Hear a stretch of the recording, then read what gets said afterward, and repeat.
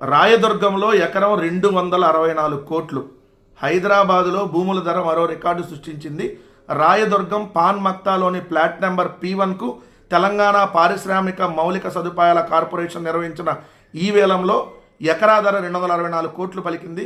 ఇక్కడ మొత్తం 5.25 ఎకరాల భూమిని విక్రయించడం ద్వారా మొత్తం 1386 కోట్ల ఆదాయం సమకూరిందని చెప్పి ఏదైతే వార్త.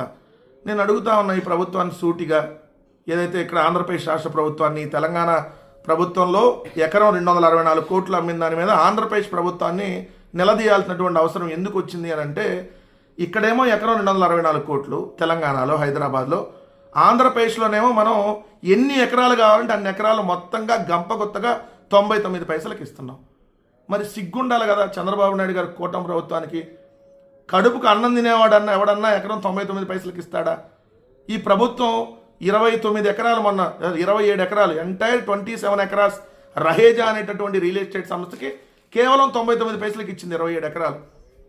అదే విశాఖపట్నంలో వేలం నిర్వహిస్తే మీరు అన్నట్టుగా 50 కోట్లకు వేలం స్టార్ట్ అయితే 80-90 కోట్లకు 100 కోట్లు కూడా ఎకరం కొంటారే.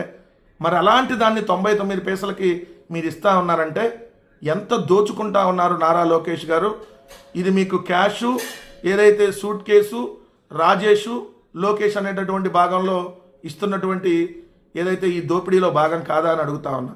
ఒకసారి ప్రజలను కూడా దయచేసి గమనించమని చెప్తా ఉన్నా. తెలంగాణలో ఎకరం 264 కోట్లకి అక్కడ ప్రభుత్వం అమ్మితే ఎకరం 264 కోట్లు వచ్చింది. అదే ఇక్కడ చూస్తేనేమో 99 పైసలకు అమ్మేస్తున్నారే.